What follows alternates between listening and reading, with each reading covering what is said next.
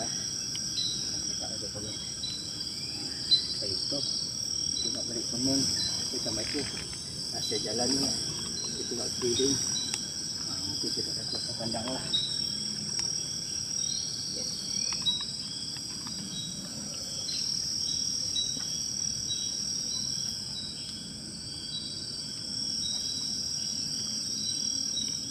Dia apa?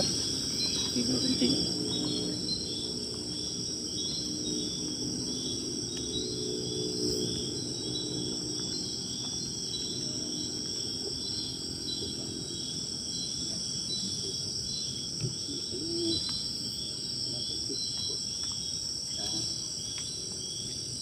Sayang saya tak jumpa lagi lah bulu kuning kat dalam ni.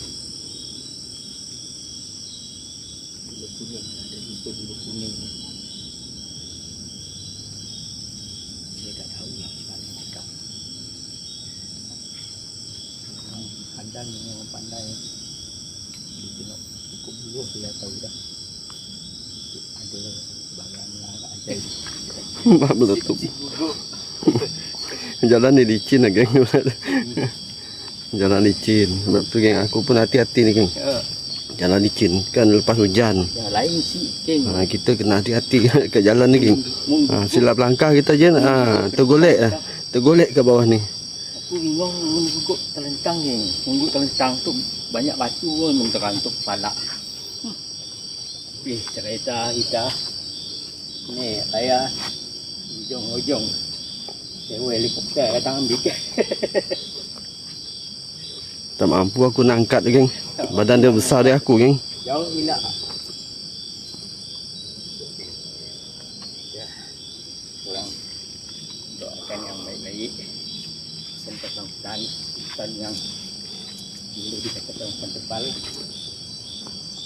Walaupun untuk hiking hutan yang tebal. Kalau ada salah banyak lorong.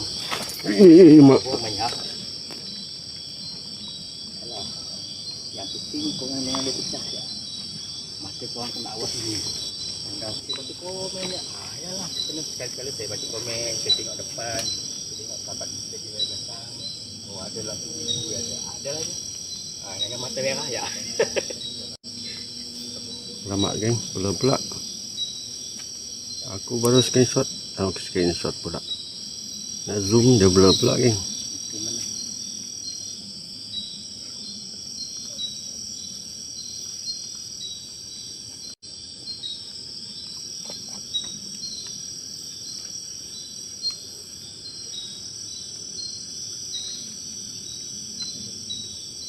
Rasanya susah lah.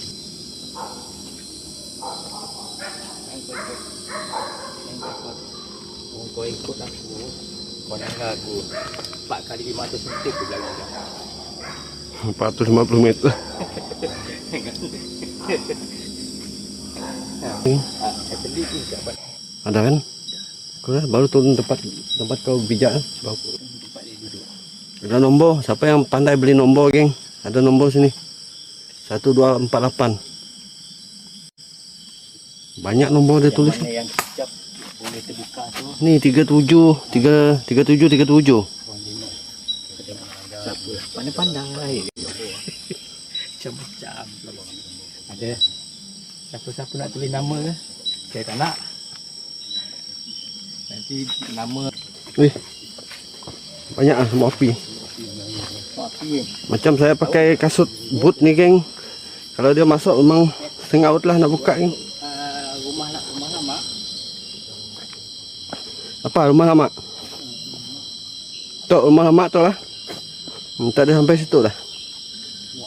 Tu ada rumah lama geng. Tu satu banglo, anak banglo. Memang tak nampak kan. Dia bila dia gigit kita baru dia keluarkan api. Rumah lama. Lama. Tu je sebuah rumah tu je ke dalam hutan tu.